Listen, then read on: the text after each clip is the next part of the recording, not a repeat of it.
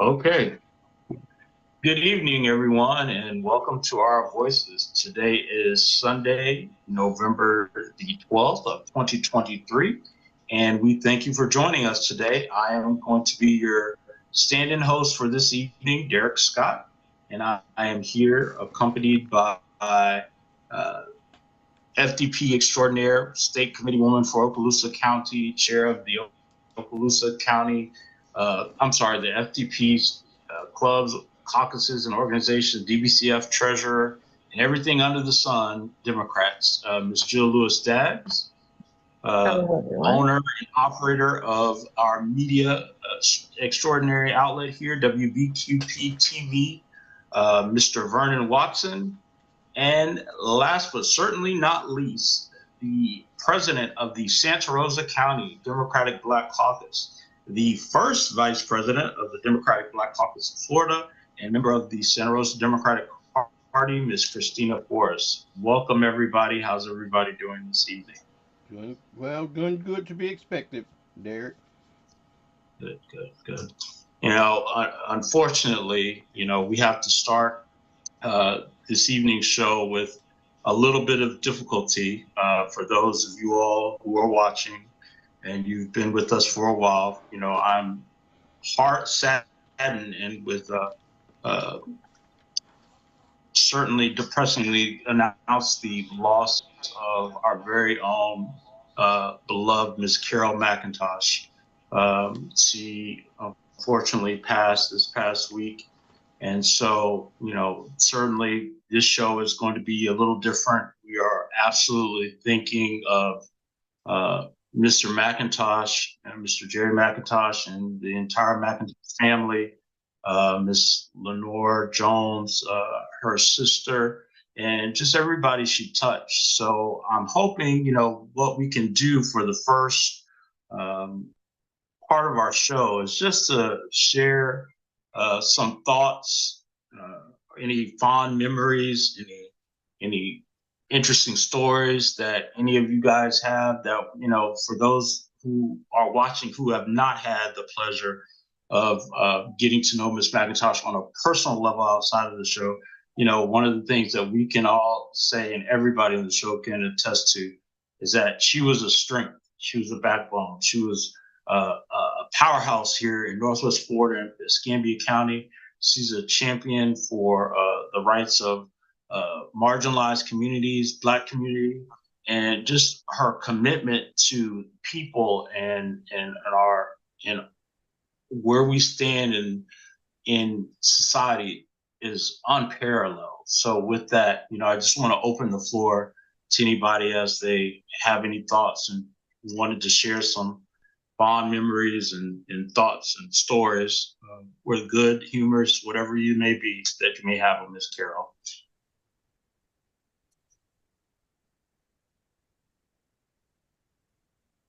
Well, I don't have to go back too far. Can you hear me? Yes. What?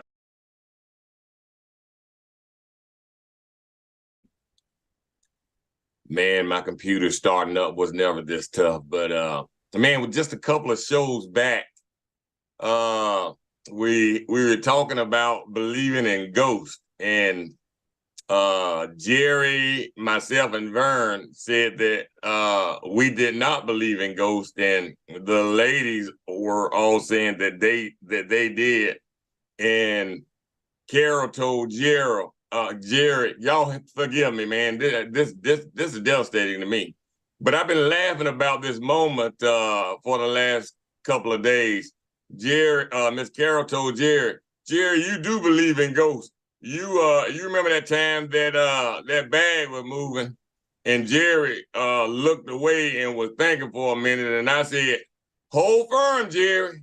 And Jerry thought for a few seconds and said, "I don't believe in no ghosts." Man, that was it was hilarious. She almost lured him in, but I tell you, I've been thinking about that. I watched the last show that Miss Carol did a couple of weeks ago, and she was a flower, man. I tell you, when I met Miss Carol for the first time in her home doing a show, they had a beautiful studio. They have a beautiful home, but they welcomed me into their home and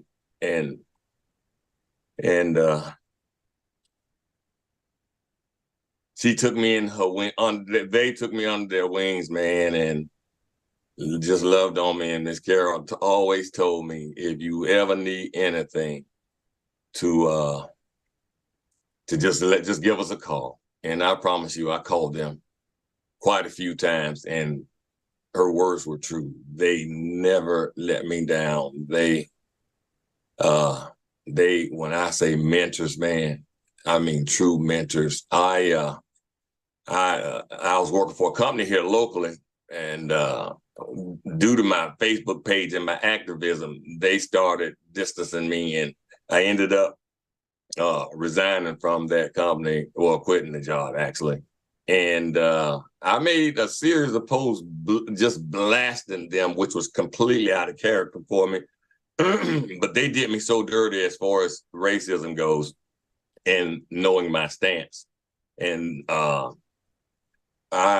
mean, I had a couple of people very dear to me that told me to stop doing the posts. But boy, I tell you, it wasn't that they did me so dirty, but the guy that covered me, a black guy that covered me and had my back while I was still with the company, it was 4 or 5 months later after I quit that they did him so dirty that I started making the post. And I just blasted them basically on their racism.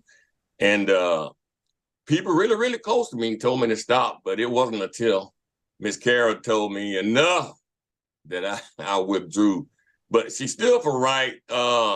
And the way that this unfolded just blew my mind. I was at my church services. I had just finished teaching Sunday school when my pastor's wife said, "Did you hear about Miss Carol?" And I said, "No, what?" And she told me that the previous night she had an aneurysm. So I didn't stay for our service. I went immediately to be with Jerry. And when I came off the elevator and saw my brother hurt, and I tell you that hurt. It hurt me. But I waited during the 4-hour surgery, and I heard the phone. The doctor called him up to his ear and tell him the surgery went fine. So at that point, I tried to, Jerry, what can I do, man? Because I'm about to go, but let me buy you lunch. Man, I'm good. So he walked me downstairs. He went to the cafeteria, and I went on out. But as I talked to him over the next couple of days, he was holding up pretty good, and we were very hopeful that Nick's surgery went well. But when I got the call that evening, and I left work and went directly to the hospital, and I'm telling you, man, he's standing there as if something is holding him up. He looked like he could just faint at any minute, but I stayed with him, and we talked and reminisced a little, and I went home and I was praying as I went to sleep, and I dreamt about Miss Carol for the first time. I mean, if I dreamt about her before, I never remembered it, but I remembered she wanted some of my vanilla cookies in my dream, man. And I woke up and got the message on my phone that she had transitioned, man. And I'm talking about my mom left us in 2015, and my mom was sickly, and it was kind of expected. I mean, cancer, and it was kind of expected. So it hit me really, really hard, but we were in a sense prepared.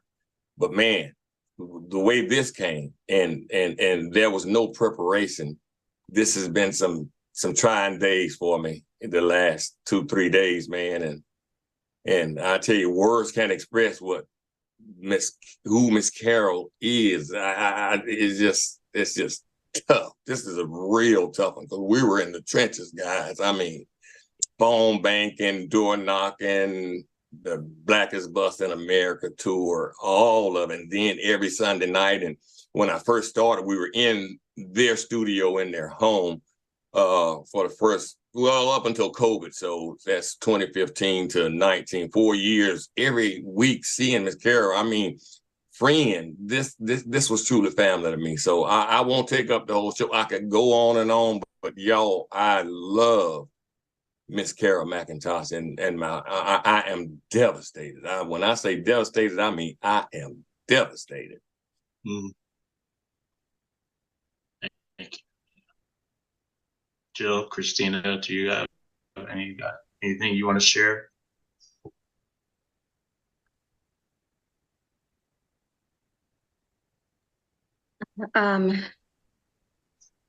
This is hard. My heart goes out to Jerry McIntosh and the family right now.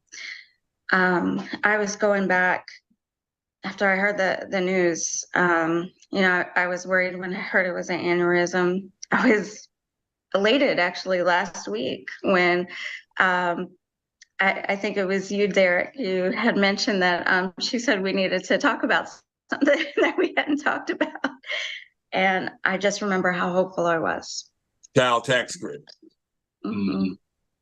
And I was going back through my pictures, and I remember everybody was there, but I remember me, Jill, Derek going to an event where she was being awarded for, you know, all she had done in the community. And she came over and she was like, "How did you guys hear about it?" And we were like, "We're here for you." And just how she was like, "For me."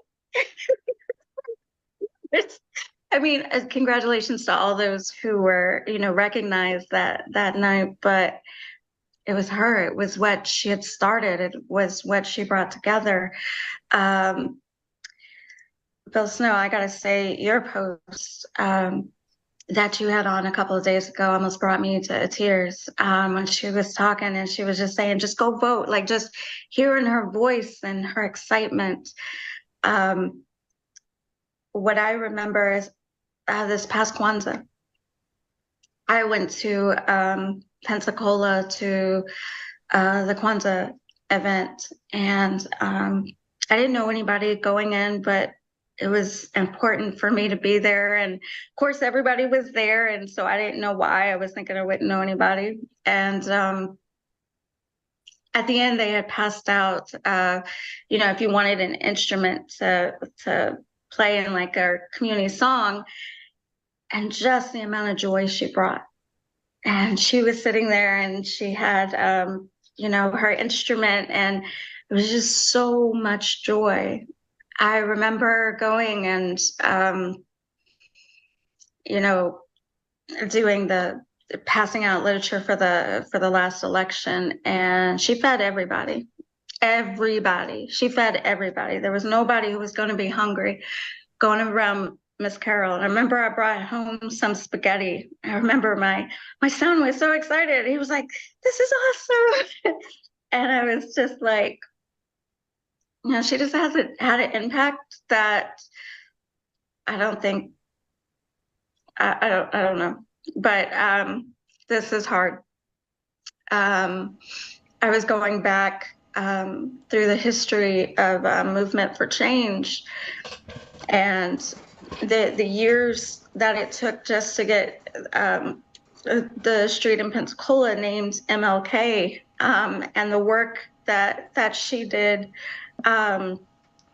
going there, hearing Derek talk about the Saturday school and her love and her passion, and again, just the joy that she brought, that she was always there, always open. Nobody was going to go hungry around her.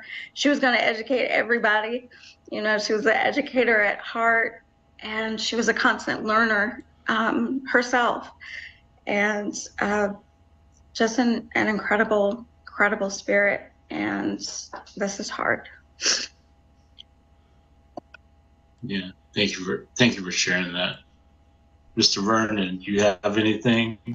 Okay, I kind of missed out on the question and the conversation y'all had because I had some technical things to deal with the audio. We was getting double audio, but the original question was about Carol. What was the original question? So I can Just what if you had any thoughts, memories, stories that you wanted to share, you know, as we reflect on her life and legacy.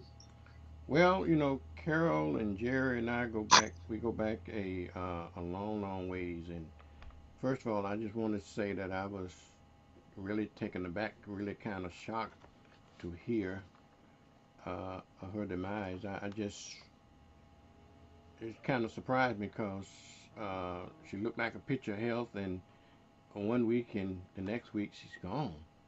And I guess you can say, just appreciate life because you just never know.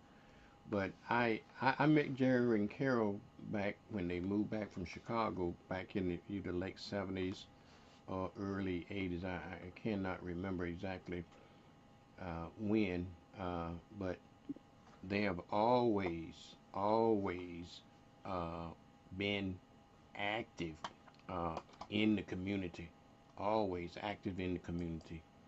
And so, and that's how I end up meeting them, because of their involvement into the community. And we had some things that we had in common as well. He had a video production. They had a video production business, and I had a video production business. And instead of us competing against each other, we joined forces to, combine, and we created Prestige Video, and we did a lot of that for many years in Pensacola. And so Carol is always um, the nurturing one. She always had great ideas, and she was the creative one. Okay, she just make things better. You know what I'm saying? When we were doing, I never forget. We was doing these videos for a wedding or something like that, and I can't remember, but she just wasn't happy with it. She said, well, you got to put music to it. You got to do this. You got to do that. She always had to make sure everything jazzed up. It'd be jazzed up. So I learned that from Carol, and it would make the videos a lot more interesting when people look at it because you can put music behind this. And she just was really creative when it came to that. So that's what most I can remember about her. And she had a passion for education and had a passion for children. She sure did. So I'm going to definitely miss Carol. And and I don't know what Jerry's going to do with that because when you seen one, you seen other. So it was just heartbreaking, to see that part of it to be broken apart. But she was a great lady, a great lady. Derek, I spoke to Jerry yesterday, but I did not ask him. He said his children was home and everything, but I did not ask him about any arrangement or anything. So and I don't know whether any of that have been decided upon yet. No, it has So not. okay, As far as I understand, It isn't. yeah, I spoke with him hours ago, and no, he no, says he's gonna take care of that tomorrow. okay. Well, somebody asked me today, and who handling the services? Joe? I have No no idea. word on I that. think Okay, any of that has been decided yet. okay, okay, okay. Jill, did you have something? So, I'm gonna try to do this as dry as I possibly can, but I ain't gonna make any promises. This is difficult. I have to say, I was very hopeful. I had an aunt who had an aneurysm, and unfortunately, there was nobody there, and she passed away immediately. So when Miss Carol made it through the first surgery, I was very hopeful. And then when she was on the show last week, through Facebook talking to us, it was just like, thank you. Like, God, you're not done yet. And I know his ways are higher than ours, and we don't understand them. And I surely don't understand this. But, when we got the call, I was like, nope, I don't want to hear it. Nope, I'm not going to listen. Like that changes anything. It doesn't. But for me, I remember, I guess, many things about Miss Carol, but one of the things that really, really touched me recently was just her and Jerry picking up the phone calling I had missed the show for 2 weeks, I think, because I broke my finger and all the stuff that had happened like back to back.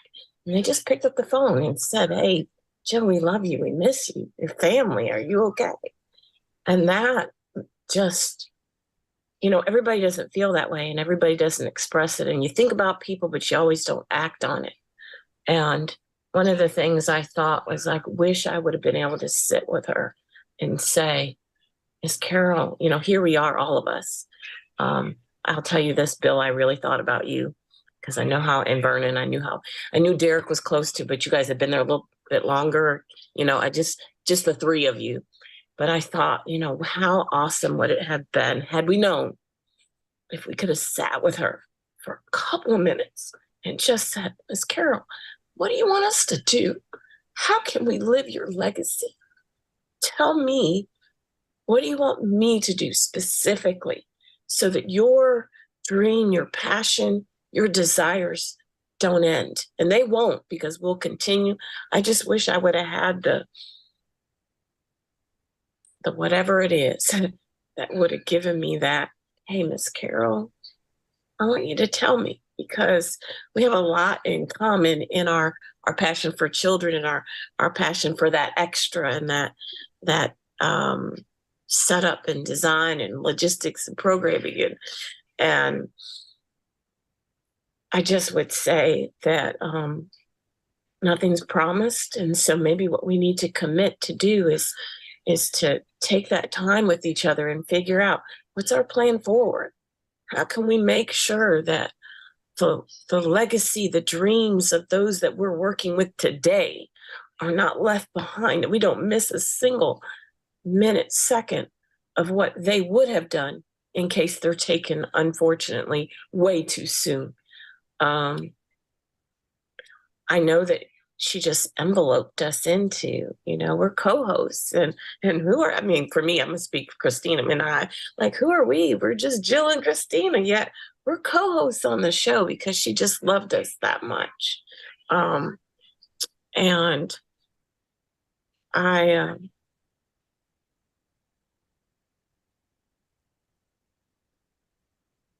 it's just very difficult.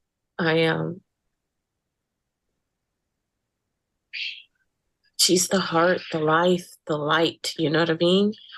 And it's going to be hard, but we're going to have to keep it beating, and we're going to have to lift Jerry up. I don't know. I've never seen them separate, ever. Not on purpose. So, I'm going to lean on you, Bill and Vernon, and what you can do, Derek, because I'm not sure how Christina and I can help with that, but we need to make sure that he still can move forward, and whatever we can do, that we're here for this family and for the family and for Carol's family. I know what your mom, your grandmother, your aunt, your sister, but she was just absolutely that for everybody. For absolutely everybody. And she will be forever missed, and we will do whatever we can to make sure her legacy lives on through all of us. Between her two surgeries, I kind of kicked myself for not getting in there also, but I work with sickly people, so I didn't want to carry anything in there with her. But the biggest reason that I did not get by there in between surgeries was because I was so hopeful. Miss Carol is going to be fine. I reassured Jerry all the time. Y'all, I almost couldn't make the show. Just wasn't there. But when I spoke with Jerry this afternoon, and his voice was so strong, and he was so much better than the last time I saw him, that I know that Miss Carol is saying, carry, you guys have to carry on. So. Yeah.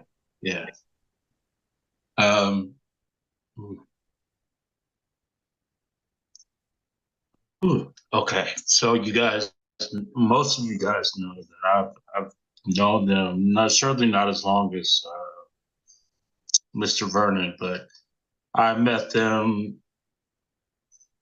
my freshman year at Pensacola High School.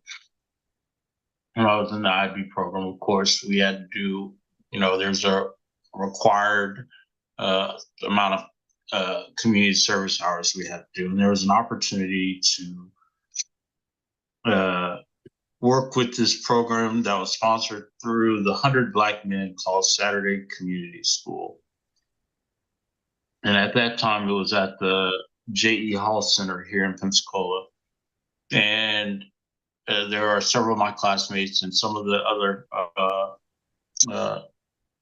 Black students who were in IB in various grades opted to go and volunteer, to help students in their community school in whatever capacity. Little did I know that I would spend every Saturday for the next 4 years with Mr. McIntosh and Ms. McIntosh and the other instructors and other volunteers with Saturday Community School. And they had this mantra that still sticks. We've heard us talk about it on the show. It's called "Knowledge is Power."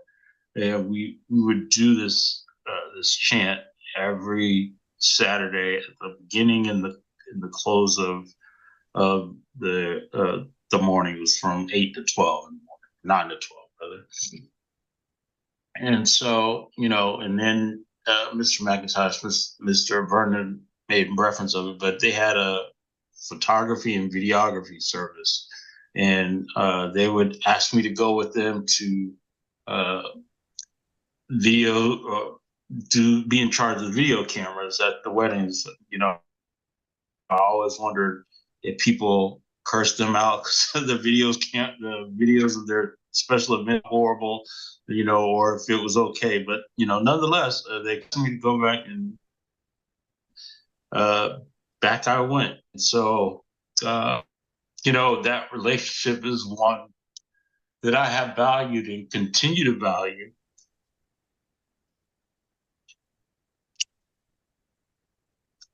From that point in time to now,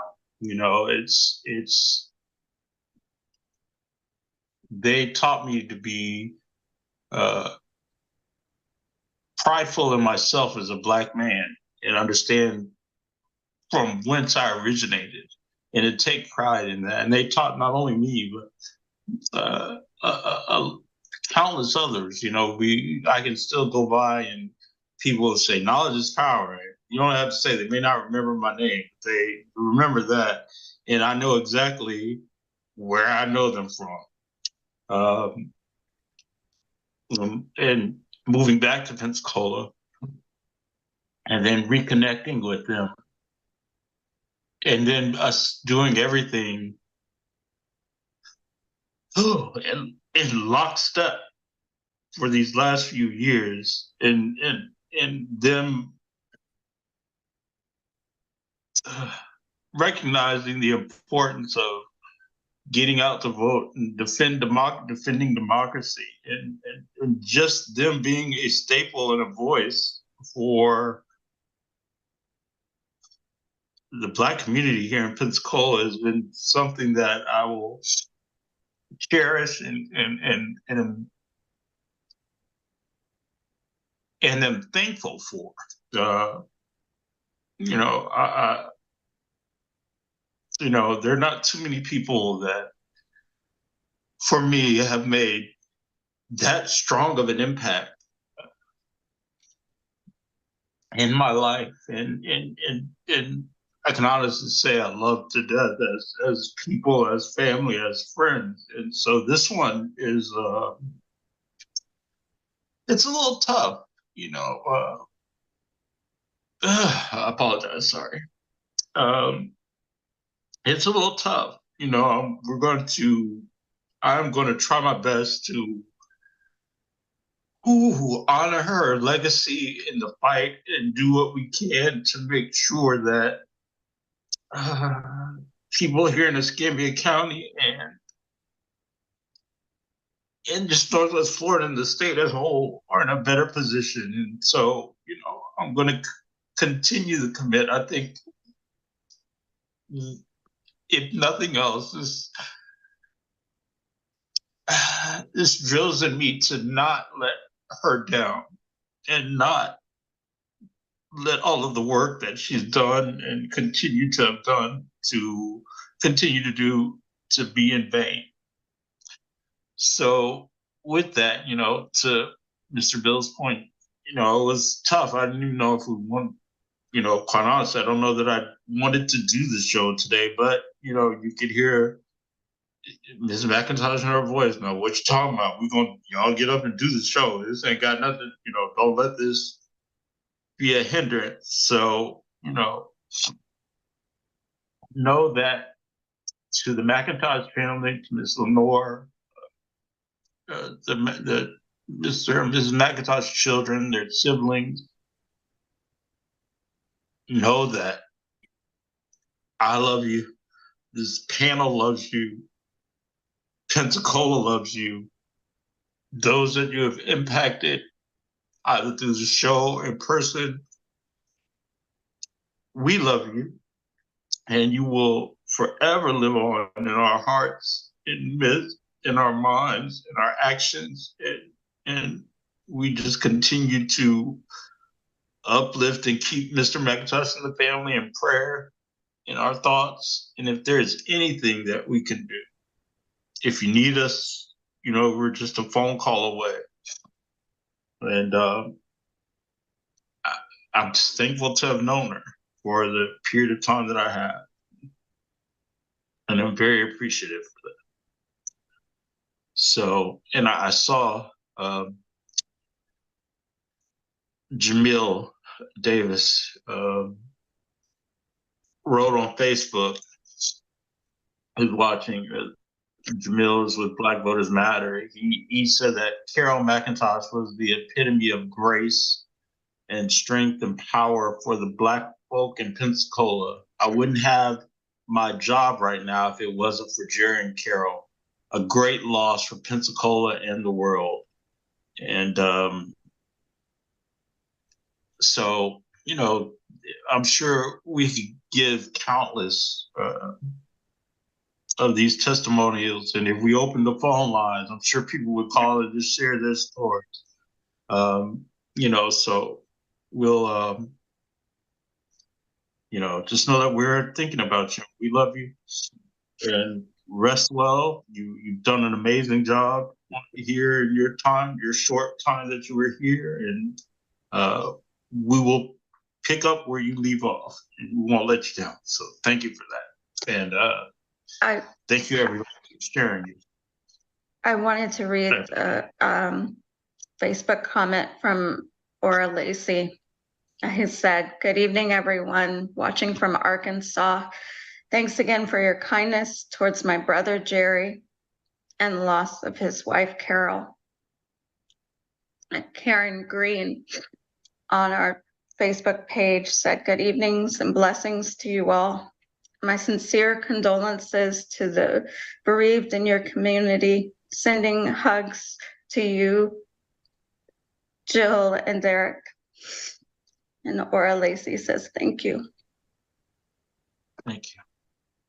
Thank you to all of the well wishers, all of the phone calls. I mean, people are wanting to know what the arrangements are, but I have been inundated by people calling and inquiring as soon as they get word. They have been calling me. So thank you to everybody. Yeah. I've gotten phone calls like you. I've gotten phone calls. Well, where is it? What's happening? And I'm like, I will let you all know as soon as we know. So to those who are viewing, who are wondering, please make sure you check back with us. We will make sure that we keep you updated. We'll post on our individual Facebook pages the arrangements as we know of them, and we'll let everybody know. So thank you for that. Okay. With that, I guess we will transition.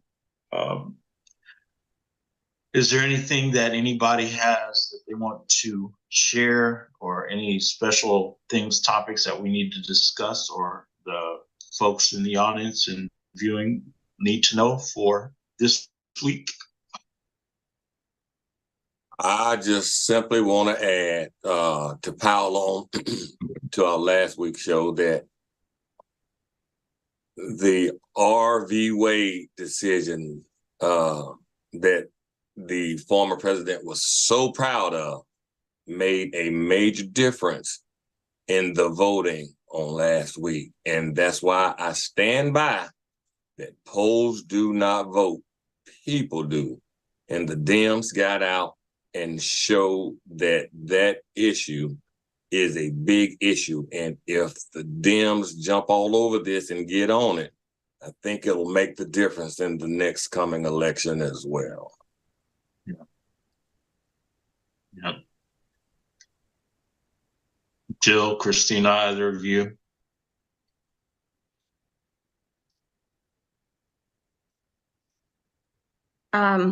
So there's a lot going on. I want us to really keep in mind, you know, Thanksgiving or Friendsgiving or whatever you want to call it, is coming up. And I want us to really remember those who are by themselves, those who are alone, elders, even single moms don't have a whole lot of help. Be kind, be a neighbor. We'll be sharing information if you'd like to go to a community event to get food. All of those that come through, we'll be sharing them on our respective pages. To also remember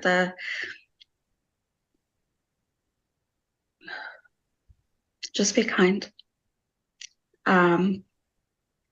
Many of us don't celebrate or call Thanksgiving due to the history of the actual day. We celebrate, those of us who do celebrate, often to celebrate our families, celebrate our friends, celebrate the communities that we have, the communities that we've built for each other. And remember that and hold that, because tomorrow it's not promised by any means.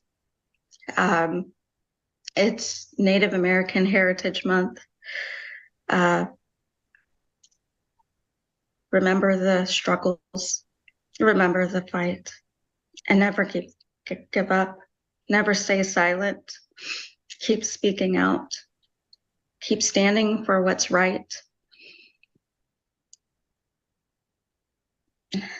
For now, that's what I have.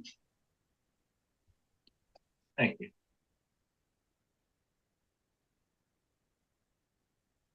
Yeah. Jill, did you have anything? I'm gonna say I love that, Christina, because I often think of holiday time. You know, we're going through this, and this is devastating for us. And it's devastating for the family because it's around the holidays, and we know COVID just went by, and then you've got all of the war and so many things going on. There are people that are just, I mean, there was a car accident that killed football players. Then you turn around, there's police officers, there's killed that did suicide. I think there's 4 of them right in a row. I mean, there is just loss of life, and you just never know what anybody else is going through. You really don't. It's so easy to put the facade on, and you never see through it. That it could just be those simple words that you say of hello, how are you, just checking on you, I care about you, that saves somebody's life, because they just need to hear the words that they matter. So let's just make sure that that's the words that in our speaking up, in our fighting for everybody and doing what's right, that's what we lead with always. Because if we can touch a life that way, I think that's just as important as everything else that we're doing, if not more important. Well said. Very much so. I just want to read, I hate to backtrack, but I want to make sure we get them out because this is, we're doing this in honor of Miss Carol. So I want to read some of her relatives are in the Facebook comments. And we have one from Miss Jerry Conyers who mentioned Aunt Carol was our world. She led a life through love and grace and example. Her legacy will continue to grow. Thank you for acknowledging her life and the movement of change in our culture. Mike Conyers says, thank you all for your support and your kind words for our Aunt Carol McIntosh. She will surely be missed. Tight in the Pensacola community, a leader, a nurturer, and a friend to all. Keep my Uncle Jerry McIntosh in your prayers as well. We will definitely thank you, Jerry and Mike, for those comments. We absolutely will do just that. It's not regressing, my brother. We'll regress the entire show if people want to send love and kind words to our queen. Yeah, absolutely. So in that spirit, when you guys, both you and Jill and Christina made comments on that. What is everybody's upcoming holiday plans? And will you be celebrating Thanksgiving, Friendsgiving? What do you call it? What does that look like for you and your family? And should that be a holiday or a tradition that we as Black Americans should be continuing on? What say you guys? Well, in my opinion, I think that y'all can hear me okay, right? Mm-hmm. Okay, I've been dealing with some real technical audio issues here, but I think I finally got it straightened out on the television side, that we're getting double audio and so forth. And so, but Derek, in my opinion, I think in the tradition of the holidays, Thanksgiving and Christmas, certainly we should continue celebrating those. It is a time for getting together, time for family. I think if we continue the principle of Kwanzaa, that I think that's probably more important, because family is important. What we do in our family, and I can tell you this, it's a group of 10 of us, okay? And fortunately, all 10 siblings still living, run ages from 65 to 85, okay?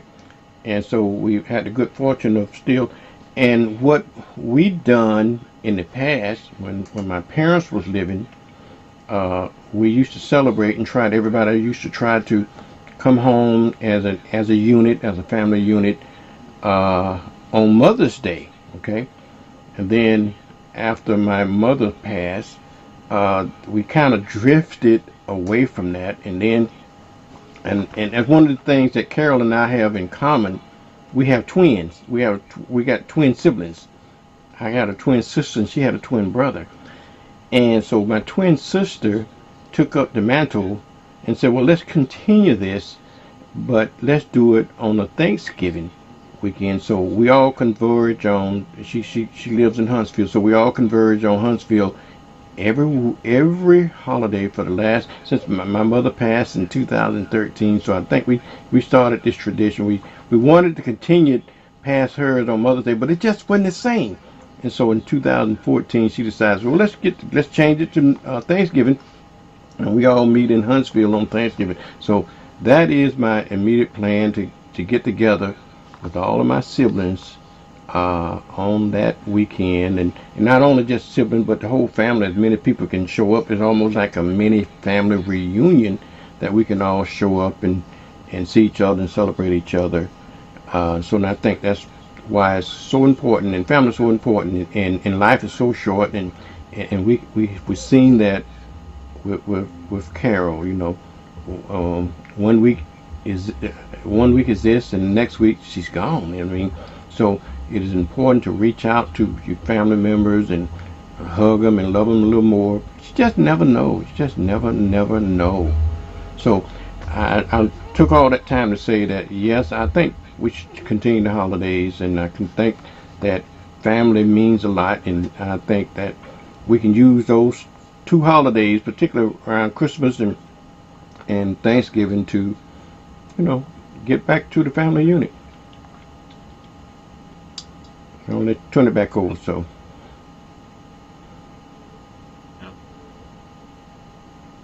Jill, Christina, what do you guys think? Do you think we should continue in that? You guys started a great conversation there. So my family is pretty traditional. We still celebrate, and it's different now. Two of my sons are in California in college, and I miss them. My youngest son is not going to eat half the food I make. So I really wanted to do something kind of different, like even just a barbecue, or just kind of go out and spend time just maybe a little bit different. My family, it's kind of hard because I make a ton of food on Thanksgiving. My husband doesn't eat red meat or pork, and then I don't eat seafood. So it's double everything, usually at our table, so that everybody can have, something. And it's just this year's going to be a little different. It's going to be a little smaller. It's still going to be special. Just really missing two of my kids. It's different when they're all home, but they'll hopefully, prayerfully, all be home for Christmas. So my work, where I used to work, we did not call it Thanksgiving. We called it a Friendsgiving, and folks would bring something, we'd celebrate, tell stories. With my family, we do our traditional prayer, but then we have to go around the table and everybody has to say minimum of 1 to 2 things of what they're thankful for. And if I were to give mine right now, truthfully, I'm thankful for us. I'm thankful for us being here together at this moment, to be able to share, to uplift each other, to just be friends. There are so many people walking around alone who have nobody, absolutely nobody. And I am grateful. And each of you because I never had to say it to Carol, each of you make such impression on my heart. Both Snow, I've known you for a minute and a half. Vernon, everywhere I go, I mean, you are there. You're like, and just, I often go places alone. And when I get there, I find my family. So I just want to say thank you. Alrighty. She's just so fabulous, that Christina, isn't she? You're definitely. I know, right? Yes, we're just oh, hearts to everybody. Thanksgiving, it used to be one thing and now it's something else. So as I grew up, it was, the whole family gets together. I have a brother, so it was me and my brother, and the whole family got together, and it was great. And you cook, my dad would cook all this food, my mom would cook food, and we eat all these food. And then, you grow up and families move apart, and my brother and them live in Ohio. And so he cooks, but they cook every piece of meat that you could ever think of in life.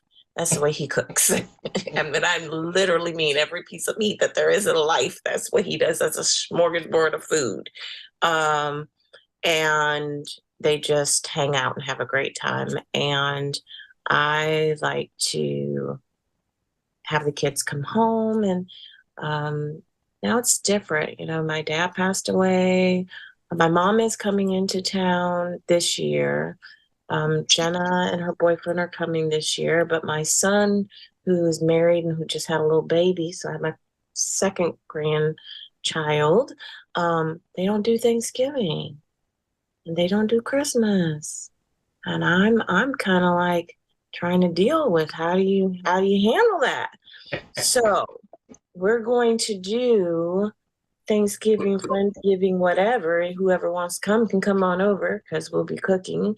And then the day before or the day after, we'll just do food day, not a holiday, just a food day where we can all get together and just hang out. And I haven't quite figured out Christmas. The only good thing about not doing now, they believe in God and we can talk about Jesus and all that, and that's fabulous. Just no presents because that's the way they want it. But so the only good thing about that is that we can bring Miss Naomi Ruth presents every day. Because we don't have to wait for Christmas. We don't have to wait for no special holidays. She gets presents every day. So it's going to be a little bit different, but I think that however you celebrate, whatever you celebrate, as long as you know that you're not alone. And for those that are, I would hope that those of us who have the time that we would go to the different places that do the food services and the shelter houses. I know there's some in every single county.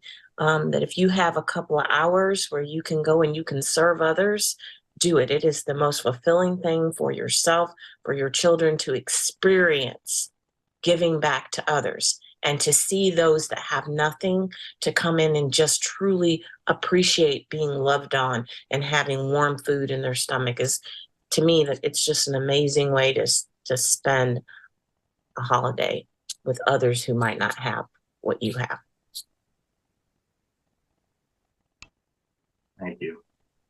So what about, I guess Wait a I'm minute, curious. what are you doing, Mr. Derek Scott? That is a good question, to which I don't have an answer. I think if I said what I'm doing, I probably would default to what my current tradition is, which is nothing. I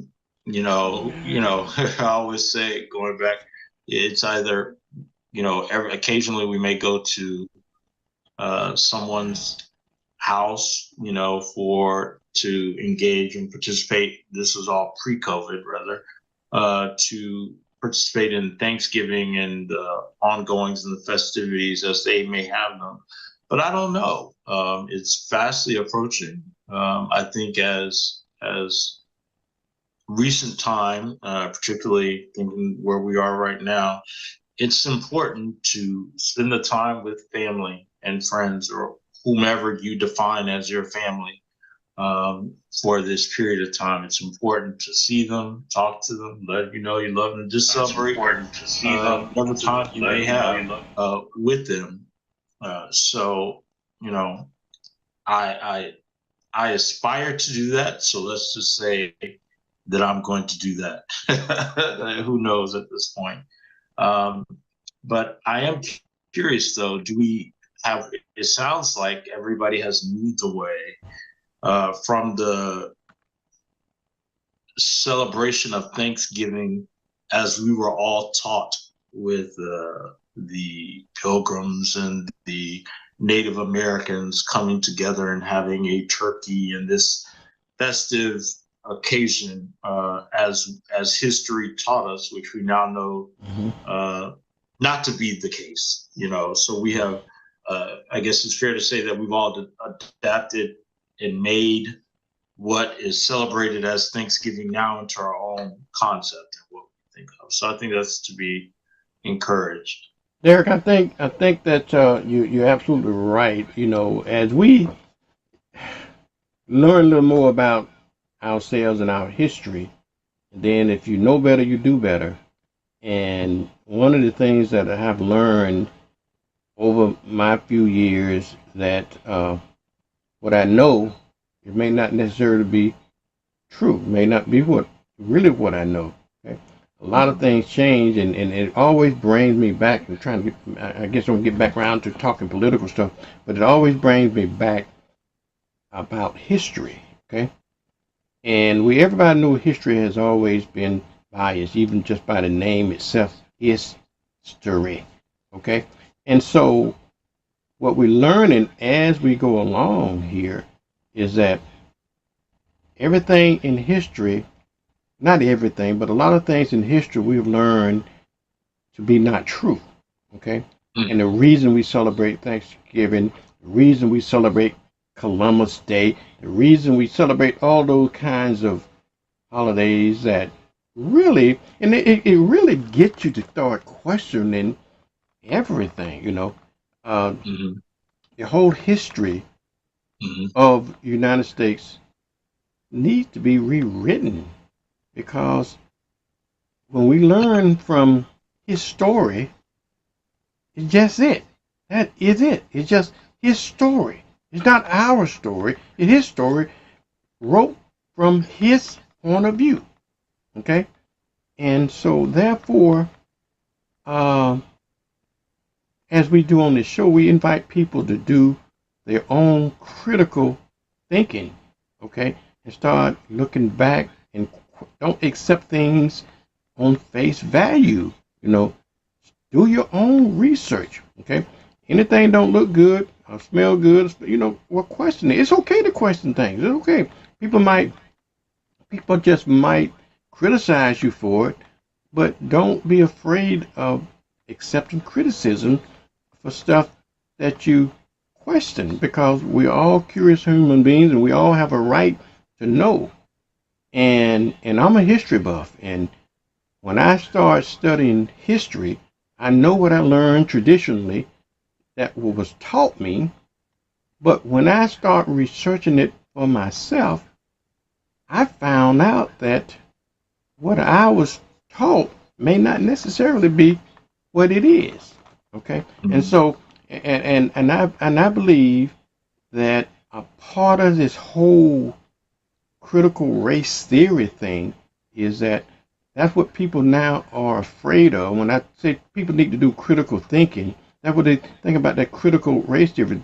Because when you start doing something critical, then you just might find out that what you're being presented may not be fact. Okay?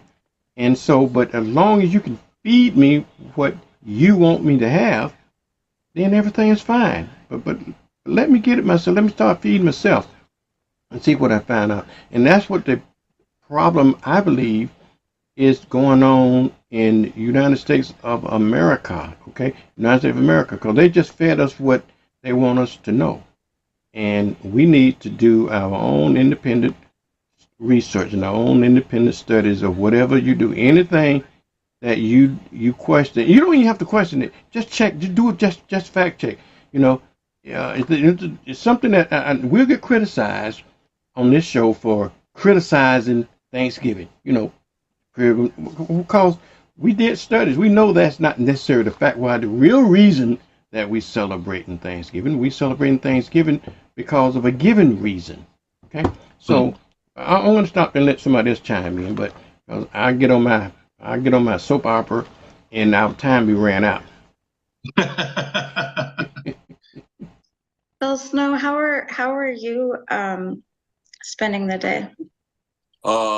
As usual, always with my siblings and nieces and nephews and children. But I want to allude to what you said earlier about us being family and friends, because it is so true that family means everything. And once we come together on this panel, I accept you and Jill as family. And one thing about Bill Snow is when you've got Bill as a friend, you've got a true friend. And I'm proud to call you guys friend. And when I say friend, I mean I'll fight with and for you. I used to be so proud to be next to Jared when we were out doing public events, and was hoping something would jump off so I can prove that, man, I mean, I will. But I work in a profession where I deal with people, and some of these people, it is so sad. They have absolutely nobody. I mean, nobody. And last year, I remember asking a few of them where they would get their meals, and they would tell me the people that come around it. But yeah, it's nothing like family, nothing like friends. Thanksgiving, I don't know that there's a little boy I bought into the pilgrims and all, but we've always used that as a day to get together and just love on one another. And Yeah. my mom passed in 2015, and we still gather because that's what she would want us to do. And you're talking about laughter and loving on each other. And Thanksgiving food, dressing is not dressing without cranberry sauce. When I was introduced to cranberry sauce as a little boy, I would eat dressing, but when I got introduced with to that combination, I will rake dressing back in the pot if there is no cranberry sauce. But turkey, I love. Ham, don't eat a whole bunch of ham. I try to stay away from that hog as much as I can now that I know better. But I just love the day. To me, I relish Thanksgiving more than I do Christmas, because Christmas is so commercialized and it's all about presents and giving and gifts and things. But Thanksgiving is a time where family can come together and just love. We play games. I mean, it's just I love the day, but I don't know that we ever celebrated it because of what America said it meant or stood for. But So for you, Bill, cranberry sauce? I just have a real quick question. Do you like the berries or the? Oh, I got to add a sauce. Okay. Oh yeah, I'll do the berries if there is no sauce. Believe that. But the sauce, man. Oh yes. Go ahead, Vern. I'm open. Okay, I was just wondering. Traditionally, did black folks really celebrate Thanksgiving because of the pilgrims and that kind of stuff? I don't think we ever did. I think it was a holiday, but it gave us an opportunity to get together with the family. I don't think we celebrated in the tradition of what they think Thanksgiving represents. I don't know. I never. When we were sitting around the table, we never talked about the pyramid and turkey and thinking that the Native Americans and white men getting together, and it gave us an opportunity to be together and to eat. Yeah, and to eat and to drive our thanks upwards. Absolutely. Yeah. Bill, can I say this before we go on to the next person? You're talking about when you got introduced to cranberry and dressing. I too the same way. When I did away with, actually, collard greens always is a part of that meal, right? And, absolutely. All right. When I always grew up with cornbread and collard greens, right? But when I discovered dressing and cranberry, so my combination is dressing, cranberry, and collard greens. I don't eat cornbread with my collard greens. I use my dressing as my bread. Well, it is bread. Yeah, it is. Okay, next. So you guys keep talking about dressing and stuffing or whatever you want to call it. I guess I'll be the lone person on the panel that absolutely detests. I think it's grotesque. No stuffing, no dressing. Don't put it anywhere near anything that I am eating. I don't want to see it. Look at Bill's face, though. You have to watch the screen. There's nothing appetizing about it. It looks gross. The texture is gross. I don't understand how people eat it, but that's just me.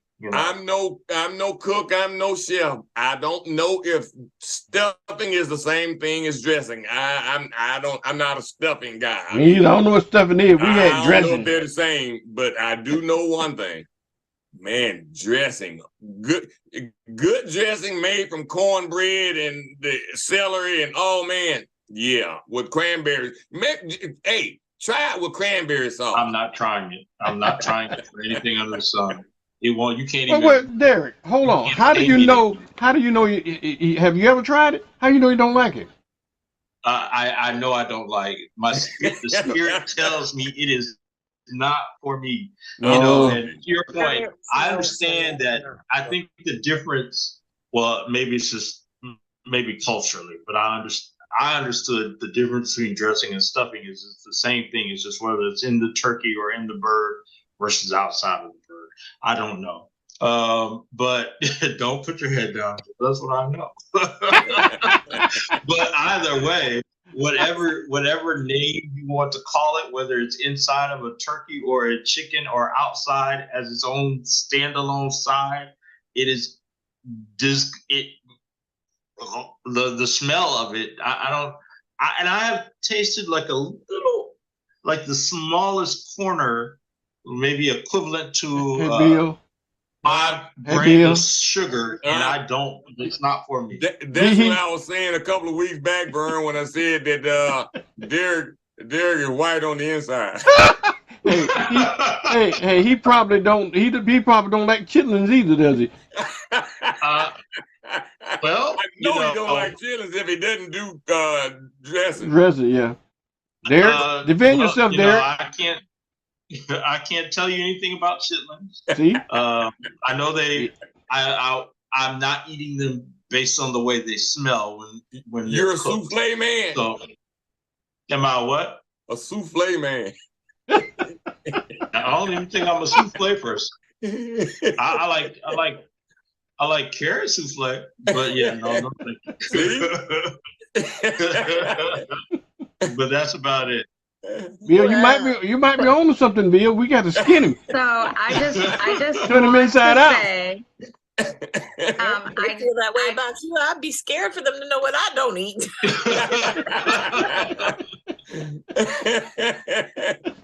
No, I can't get down with it. Christina, what were you about to say?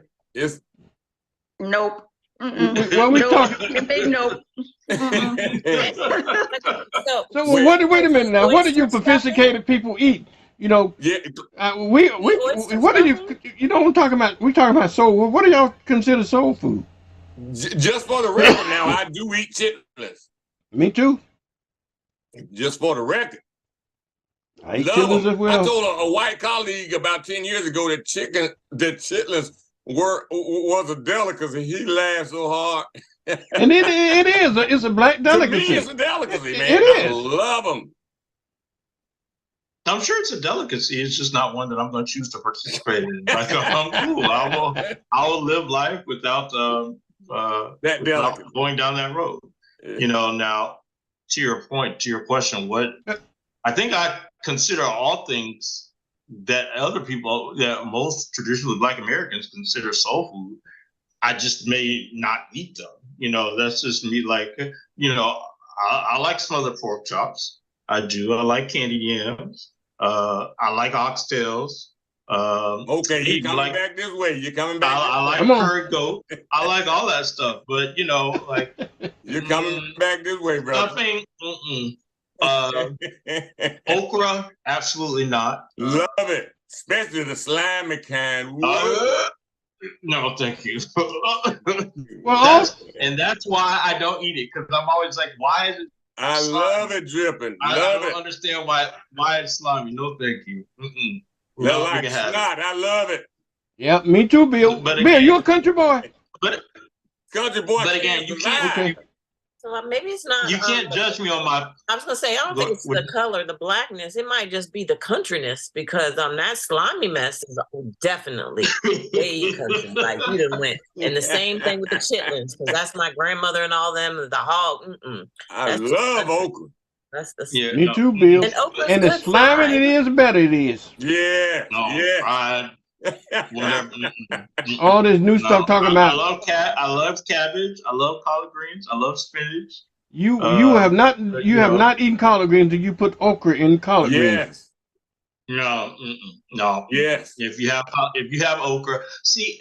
Okay. So let me put this disclaimer. Don't judge me based on my food habits, because I have a very weird regimen and ritual around foods, right? So I don't, so absolutely without a doubt, foods on a plate can't touch for me. So you can't put on a plate, you can't put something that has a liquid base, or it's like peas. You can't put peas next to something that is like rice. And I don't mix things. Like I eat everything separate. Peas and rice like Spanish and I eat food? them one at a time. Yeah, my wife's the same. Derek, my wife is the same way. What did you say? I said peas and rice Jill, like Spanish food that go together. You can't eat them together. Well, so there are exceptions, but that's because in my mind, that's a dish. Like that's something that's supposed to be together. I'm half West Indian, so I eat pigeon peas and rice. But that's a thing. That's pigeon peas and rice. Now just like okra and collard greens, right, Bill? Yeah, they go together. But like it has to be a dish. Like it's supposed to be together. Do you like gumbo? Do you like gumbo, Derek? Yeah, I do. I do. There's all kinds of stuff mixed together. That's a thing. Are you saying but it's a thing. Like it's just a thing with nothing but a whole bunch of food mixed together, though. You say you don't like your food. What? You say you don't like your food. I don't like touching. So don't go there, Bill. Do you eat all of one dish, then the other, or you do take different bites? I do. I absolutely do. If you ever see me eat, I will. If I'm unfamiliar with the food or the person preparing the food, I will pick something that I am unsure of or am not 100%, confident that I'm going to like it, and I will eat that first, and then I make my way around the plate. But even if I make a plate, I build it in the order in which I'm going to eat it. I don't, I like even if I'm going to a buffet line, you'll see me, I'll move my plate around in the order. Like if they put this here, like I always look down the line to see what it is that's coming, so I know how to position the plate. So this will go first. If I want this next to it, then I'll move it so that there's a space in between. Then I'll move it back where I want the next thing to go. It's complicated. And then I eat things in order. Yeah, I'm weird like that. I've always been like that since I was a child. Everybody knows. So like when you get disposable plates, I need the plates that are sectioned. I don't like just a plate thing goes together. Or if it's like that, then I will get one thing at a time. If your yams juice roll over into your collard greens, do you not eat the collards?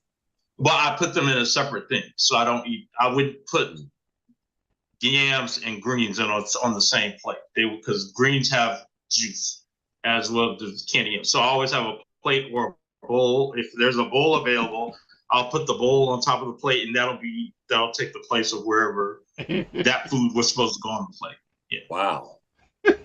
Yeah, I have odd eating habits. If it looks like the same thing alive as it does dead, I won't eat it.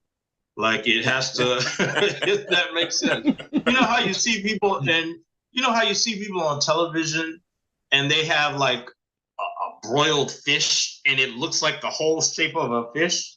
Like I won't eat that because it looks the same alive and dead. So I will eat a fillet of like a fish that's filleted, but like an actual fish, or if it's got the head. You don't want anything looking back at you while you're eating, huh? No, I'm good. I'm weird like that. But anybody who's known me for a while can say, yep, he is that person. I rotate my plate and I eat accordingly. So all of one thing goes at a time.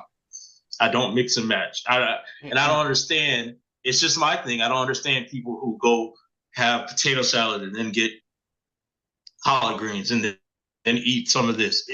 I don't know. I can't comprehend it, so I just eat things one at a time. Hey, Bill, just like I always used to say, I wouldn't make a good slave. I guess Derek wouldn't make a good farm boy. He raised on the farm, and he probably wouldn't eat chicken, pigs, or anything because the chicken could be your friend one day and your dinner the next. Right. Yeah. Yeah, and I know we're not supposed to do. We don't advertise on the show, but I'll say just a shout out because there's this place in Pensacola now that is responsible for about 40 of my additional pounds that I've gained, and it's called I don't know if either of you have eaten there, called Favor Flavor. The place that's on is at Jordan, right off of Pace Boulevard. Yeah, I know like you're a little talking bit down from the post office, right? Right. I love going in there, but they have stuff that I'm like, no, I don't want that. You know, they serve everything. That is a true soul food restaurant. They, you know, I saw somebody order hog maws, and I was like, no, thank you. And they come in just for hog maws, and I've never had them, but I know I don't, you know. But I love their smothered pork chops. I love their fried chicken. So I want to hear from Jill. I want to hear from shout out to them. Jill now. Jill and what do y'all think about it, Jill and Christina? What y'all taste? Share, and I'm probably exactly the opposite. So my family will tell you, and I did this when I used to work at the dealership. We would have Thanksgiving at work, and so I used to work.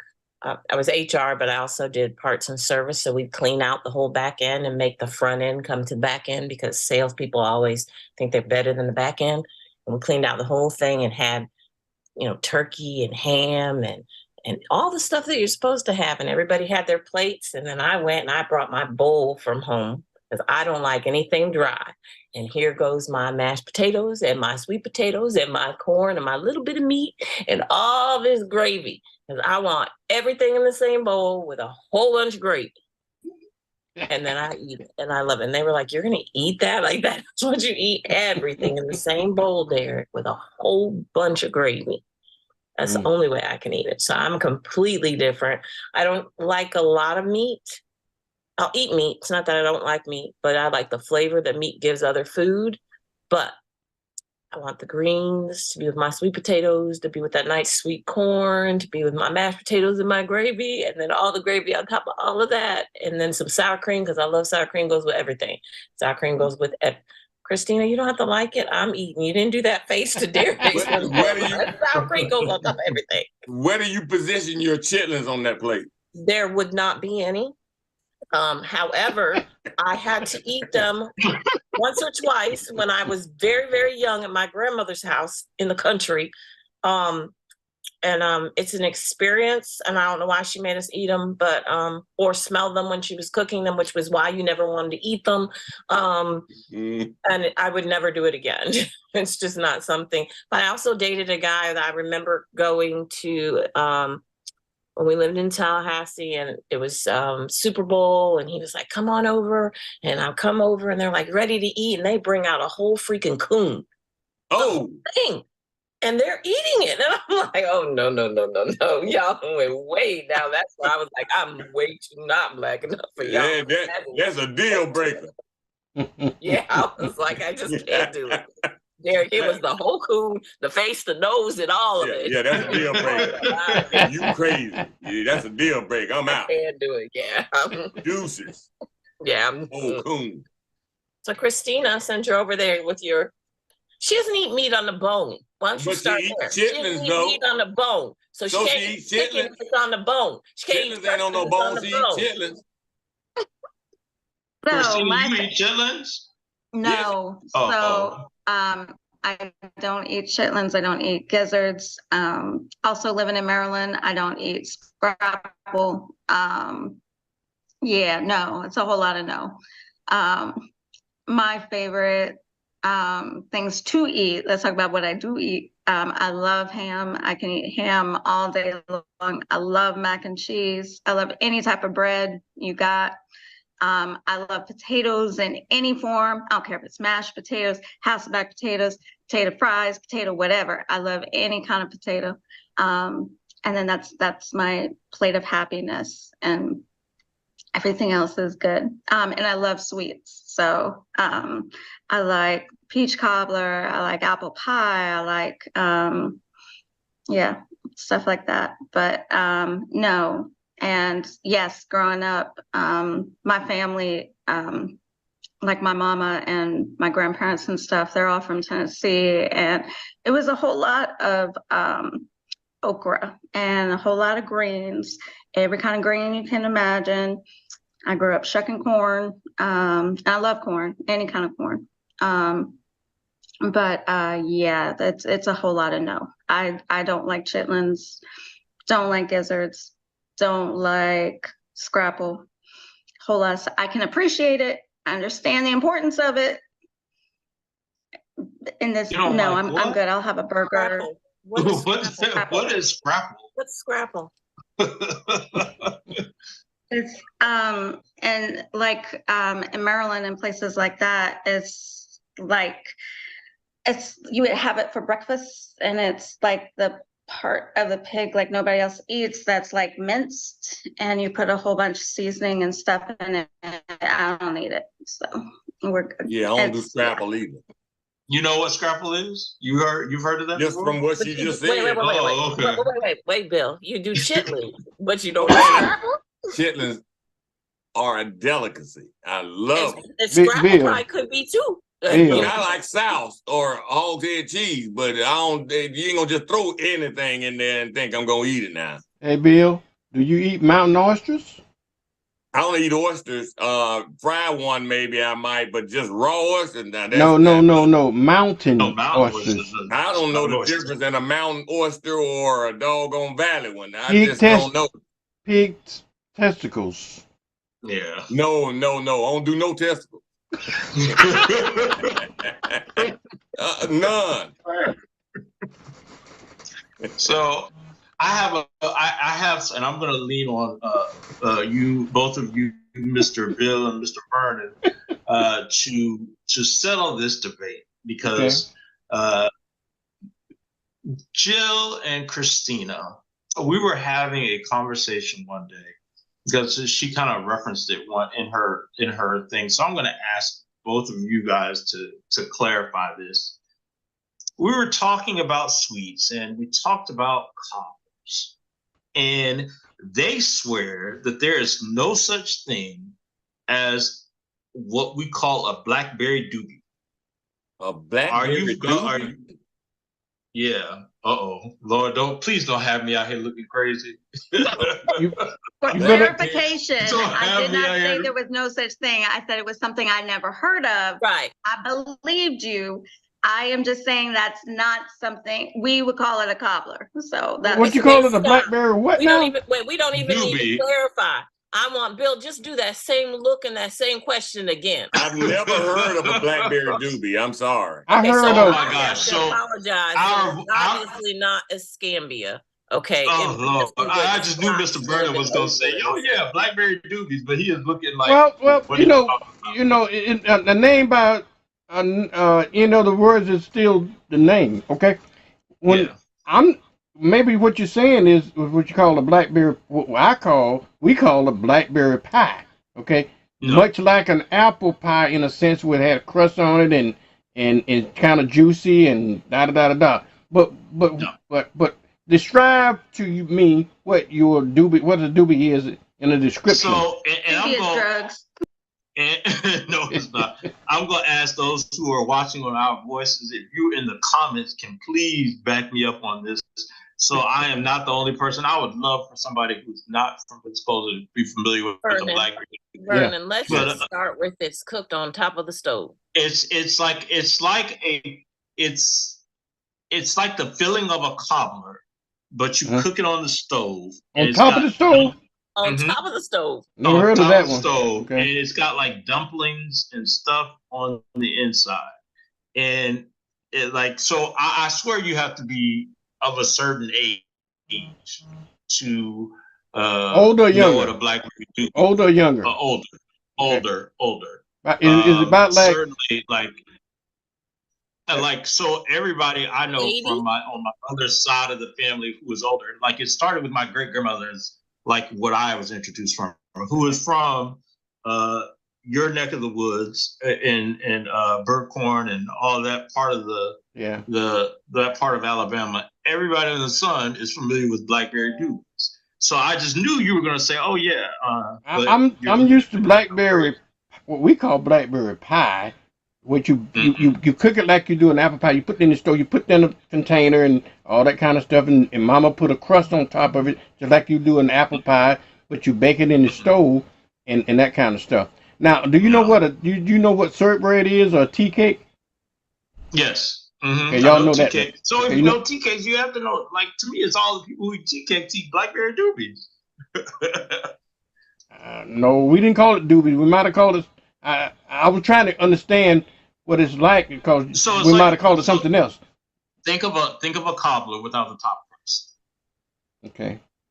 So how do you eat it? I mean, when you put it in, I can't even visualize it. To be honest with you, I can't even In a visualize. bowl. You eat it in a bowl. Okay. Yeah. Or I And mean, I guess you could put it on a the plate. the ingredients is just blackberry and what? Like you would make it like, I guess the same thing as what you would make it as a cobbler in a cobbler, Okay, but you just but do it on top of the stove instead of on top in of the the oven, stove. Yeah. rather than in the oven. Okay. And no, And it does have a top no crust, so you crumbs don't on have a of top it like crust. cobbler. Right. Okay. But you don't see that top layer of crust like you do Right. on I hear you. I hear you. No, So we didn't have host, that one to my knowledge. So Derek Scott. Oh, thank you. Wait, sorry. Lois Blessed Pruitt. Thank you, Miss Lois. I've had it before, Derek. Thank you, Lord have mercy. You ain't crazy. Wait. You have to But she read the said, whole but she didn't call it comment, by her What? name. What'd you say? Read the whole comment. You're gonna be Yeah, I said, teaching. but she said, but it's never called by that name. Yeah. Exactly. Okay. Okay. So Derek, are you apologizing to us? No, I'm not, because somebody else is going to come up and say they've heard it. So no, I'm still. Well, okay, I'm still I got one for you. Okay. Okay. Okay. What is a chocolate? What do y'all define as a chocolate cake? This is a debate I have had with people, and they don't agree with me what a chocolate cake is. And a chocolate cake is a layered cake with chocolate covering, or it is a fudge cake with chocolate covering. To me, it's all the same. I don't eat chocolate, so I am. It's not something I would ever, either way. Well, how has it been defined? When I was growing up, a chocolate cake was just that. You make chocolate cake, layered cake with yellow icings, and talking about with white. I mean, not yellow mixing, yellow cake mix or white cake mix, and then you take chocolate and spread it on top of each layer of it, so you can have a chocolate layered cake. That's what I call chocolate cake. When I got to quote the city, Pensacola, people had fudge cake, okay, and sometimes they put chocolate on it, and that's what they refer to as a chocolate. I said that's not a chocolate cake. That's a fudge. That's a fudge cake. So is it a fudge? Is it a fudge cake because the chocolate they're using is fudge, or are you just saying because it's a chocolate cake, it's a fudge cake? Yeah. How like there's chocolate. Mm-hmm. I don't like chocolate. I don't eat it, but there's chocolate that's just send y'all chocolate my way. I eat all the chocolate I can get. And then there's brownie cake. That's brownie. So okay. You make a good point now. Yeah, the brownie kind of a cake, that's what people call a chocolate cake. The brownie type cake. I don't call that a chocolate cake. I call it a brownie or fudge or whatever you want to call it. A chocolate cake to me is just a chocolate layer cake. So to me, if someone said that they had a chocolate cake, my first thought would be that it would not be a yellow cake with chocolate icing. It would be a brown colored cake, also with brown icing. Like everything is chocolate or brown. I wouldn't even think it would be a yellow cake with brown icing. To me, that would be a yellow cake with brown icing. Either way, I'm not going to eat it either way. I've never thought that the color of the interior of a cake made it what it was. I thought it was the icing that you put on it that made the cake what it was, except for the pound cake. Yeah. But red velvet makes it what. Red velvet is another. You're right, yeah. But for the most part, it's caramel because of caramel on the outside. And carrot cake. Yeah. So I used has carrot in it. So I used to have this debate because there was a restaurant I used to go to. I would order a strawberry cake, but I wasn't getting a strawberry cake. I was getting yellow cake with strawberry icing, Right. layered, right? But they were calling that a strawberry. And it is a strawberry cake. That's what I get. That's not a strawberry cake. Okay. No, that's not a strawberry cake. What is it? What is it? What is it? A strawberry it's a yellow cake cake. with it's a yellow cake with strawberry icing, but it's not a strawberry cake because the strawberry cake with the cake would be pink. That's a yellow cake. Okay, I hear you. With strawberry icing. Yeah, But see, that's the same dilemma. That's the same dilemma. That's the same dilemma I have with chocolate cake. You know, the layer cake, the yellow, it's yellow or white mixing, but there's no chocolate into that mixing. You know what I'm saying? And the only thing is on it, that caramel or that chocolate is on top of those layers, and that's what I call a chocolate cake. And you're saying to me, it's the same thing. Is that if you're going to call it a chocolate cake, then we should put chocolate into the ingredients of the mixing, right? Semantics. It's all just that people call it both ways, and it can be seen both ways across the country. So Absolutely. but for me, like my perception when I order a strawberry cake is that the cake is going to be pink. Yeah. It's a great cake and it's got strawberry filling, everything in it. But that to me, that's not a strawberry cake. You want a true strawberry cake. Right. So, but I'm not, I'm not the cook. I'm not the chef. I'm not whatever you want to call it. That's what you call it. You're making it, you're selling it. A doobie, the only time I've ever heard the word doobie is associated with drugs. So the Doobie Brothers. Well, Derek, what about you and cake and chicken as a combination? Cake and chicken. Like a piece of cake and a piece of chicken together? Yeah, cake and chicken together. Yeah. No. What are you saying, Vern? Chewing it together or just eating it at the same time? Eating it at the same time. You eat cake and chicken together. Cake and chicken. Are you chewing them both at the same time or just eating them at the same time? I guess eating them at the same time. I guess you could, when you're obviously going to mix them, nothing better than cake and chicken sometimes. And sometimes nothing better than cold chicken. So just, I'm going to the refrigerator. And get a piece of cake and some chicken. And so I'm going to get a slice of cake. Right. And a piece of chicken. Yeah, you and eat I'm going to bite the chicken and take a bite of cake at the same time. Right. And chew it together. Right. Because I want some sweet and some chicken. But not waffles and chicken, but now cake and chicken. Cake and chicken. Well, to me, I think I am the unpopular opinion. I think chicken and waffles are an abomination. So that's just me. Like I can't two things together. It doesn't make sense to me. So I'm good. But I certainly couldn't eat chicken and cake. No. Maybe chicken and then dessert cake, but just chicken with a side of cake. No, I'm good. I don't know that I could do it on purpose. I think at a picnic, right? At a picnic, you might have, how they give you like fried chicken and baked beans and macaroni and cheese and a slice of cake, and somebody might eat a piece of chicken and, I want dessert right now. I could see that. But to go to the refrigerator and purposely say, I want a piece of chicken and a piece of cake at the same time and eat them together, Vernon? Yes, ma'am. Why don't you just cook the chicken and the cake? You could. I'm an eater. I'm not a cooker. Oh. So I'm going back to your cake question. So in order for it to be chocolate cake, it would always have to have icing. So does all cake have to have icing? Yeah, if it's a pound cake. I agree with Bill. But to me, what determines the type of cake is determined by the type of icing that you cover it with. Yes. So, Christina, when you go and ask for a strawberry cake, you're asking for strawberry icing on a white cake. Yes, absolutely. It's determined. Yep. Ask a baker. Any bakers in the audience, comment, please. In other words, you wouldn't need a topping on it. But Vernon, on the baking shows, when they tell you they want you to make a key lime cake, They don't want you to put a white cake with key lime icing. They want you to make the key lime into the cake, and then they taste it and they say, you put too much flavor, you didn't put enough flavor, it's too dry, it's not moist enough on the baking shows.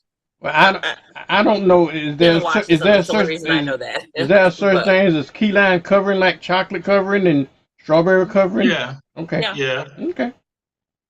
I hear you. I see both sides of the argument. One side is saying what determines the type of cake it is has to be baked into the ingredients. The other side is saying what determines it is what covers the cake, and that I'm on that side. Is that what covers the cake determines the type of cake it is? I'm with you. Let me ask you a question for Bill and Vernon. Then, are you upset if your chocolate cake is Fudge. not yellow, it's white or fudge or anything else? Are you upset? I will be. Yes, As I long will as be. you have chocolate icing, are you good? No. For me, for a chocolate cake to be a chocolate cake, it has to be based with white or yellow mix. Okay. Now, if you could bring me a chocolate cake, a fudge cake, the thing with chocolate on top of it, that's not a chocolate cake. If you bring me a strawberry cake and put chocolate on top of it, that don't determine a chocolate cake. That's if the ingredients is baked into the mix itself, then it's not the chocolate cake. What determines to me the type of cake, the ingredients have to be plain. You can't insert any pecans. If you put pecan into a plain cake mix and then cover it up with chocolate, then that's gonna be a chocolate pecan cake in my mind. Okay, but it has to be just plain old mixing, and then cover that mixing. But if you put ingredients in it, you can put anything else you want it. But I think then you have to hyphenate it. So when you go to the grocery store on the cake aisle Mm-hmm. and you pick up your Pillsbury box Duncan of Hines. cake or Duncan Hines, and you see chocolate cake and it's a box of chocolate and the color on the box is brown, what have they done wrong? Because that's what the chocolate box looks like. It's not a yellow cake that they say go get you some chocolate icing. I don't know what it says. I don't know what it will say, chocolate or not. All I think I do when my mama sent me to the store, she said, "Get me some cake mix." Okay, you get yellow or white. I want yellow or white cake mix. Okay, I don't look for chocolate cake mix or whatever, because then if it be chocolate, then it would be chocolate. I'm looking for white or yellow cake mix. And then she said, "Well, go down and get me a can of that Nestle stuff so we can put on top of it, make it a chocolate cake." So lemon cake, is it a lemon cake batter or is it just lemon ice? Lemon icing, as far as I'm concerned. On your yellow cake. On a yellow cake. I think you have lemon extract or what have you in it, but I'm not a cake guy. I mean, I like pound cake, but all the cakes with icings are just too sweet for me. I mean, I'll wipe the icing off of a cupcake. I mean, I just like the actual bread part, especially. Christina is dying to get in. So, Vern, what I was going to say is a lot of what you're describing is like your typical Southern 10-layer chocolate cake, because that is made with yellow cake mix and chocolate icing. When you get, because a lot of times it's made with 10 different layers, it's super thin with the different covering. Yeah, but my mom used to just make a 3-layer cake, to be kind of thick, that kind of, sometimes 2-layer. So 10-layer cake has 10 layers of cake. Yeah. Mm-hmm. That's a lot of cake. They're very tiny. Yeah. Thin. Yeah, they're really thin. Lots of icing. Very sweet. And they do them with caramel. There's a place in Alabama where they stop on the way down and get those, and it's super sweet, but it's a good cake, but you can only eat one piece. Do you guys do turkey necks and neck bones? Oh, sorry. Again, I love turkey necks. Is that? Do I get my card back? Am I Yeah, Yeah, okay, you got yeah. that You got card your back, food, boss. you got your food card back then, or your soul food card back. Okay, we'll Yeah. issue it to you if you like turkey necks. turkey necks. I like Okay. turkey necks. I do. Christina, Yeah. Jill, y'all looking like you never heard that before. Oh no, heard it. I use it to season greens and other things. But my only question is, if you're eating a turkey neck and you got the entire turkey, my question is just why? Why? Let me ask you this then. Why do you eat what you call oxtail? I don't. Okay. I used to think I often thought that I said, well, I don't understand why in the hell would they kill a whole bigger ox and throw it away just for the tail? Or the buffalo wings come from a buffalo. Yeah, just cut the wings off the buffalo and leave them out in the prairie. That's funny. You know. Yeah, I absolutely love turkey necks. And neck bones. Absolutely do. That's So, funny. Y'all are Taste of the holidays. I did want to. Go ahead, Christina. I did want to take a second and thank you, Vernon Watson and Bill Snow, for your service to our country. We just celebrated Veterans Day. Vernon, I know you were really involved in getting everything together for the Pensacola Veterans Day Parade. It's kind of a labor of love for you. You've done this year. Yeah. We kind of lost your audio a little bit, but yeah, we do this year after year to bring the parade to Pensacola. And the Gulf Coast Veteran Advocacy Council is the organization that does it. And I just want to make note of it. It's a black organization. And we didn't, before then, we didn't have a parade. So we decided to get together and start a Veterans Day parade. And so we can salute, salute our veterans. And it's a very popular parade as well. Yeah, it was a great time. Thank you for that. Thank you for you guys in the organization of it. I thought it was well. Now I will say I was complaining because I just knew that route was going to be super long. I was like, Lord, that's a long walk. But it ended up not being that bad. You know, it was manageable. I was like, whoo, we go all the way down to where Gulf Power is. That's a long way. Well, there. I know you. Have you ever been into the MLK parade? I've been. Yeah, we do it all the time. I think the MLK parade is shorter. You think so? Mm-hmm. Really? Mm-hmm. But the time is not. No. Yeah, I would agree with that. The time is not. I'm thinking about from Spring Street all the way down to the end of Palafox. And then from where did y'all take off at from we go so for MLK we start at Spring Garden, and you walk that, like, what is that, 1-2 blocks up to Palafox, and you go up Palafox, halfway down Palafox, all the way down Palafox. Okay. I never really thought about the actual distance, but it seems like it's a shorter walk to me. Okay, it might be. I don't know. Yeah, I don't think I like the route. In my mind, when I was doing it, I was like, "Ooh, that's a long." Because I was thinking about, how Bayfront kind of curves and then everything goes out, and it doesn't. It's not a straight path. It's like this, and then comes back like that. I was like, "We're gonna be walking for a minute." I thought I was gonna be tired, or I thought some of the other in our group were gonna be tired as well. But it ended up being a nice little walk. It was a well-attended parade.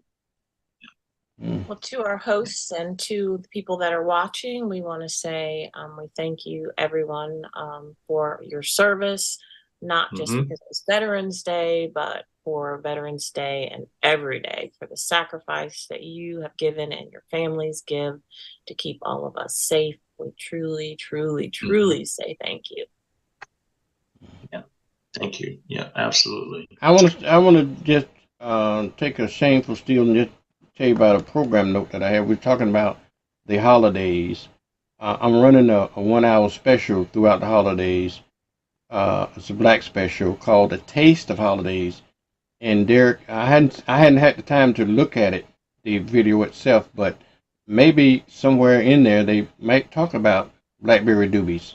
So, but y'all get an opportunity to look at the that special called The Taste of the Holidays I'm making sure that on WBQP and its platforms.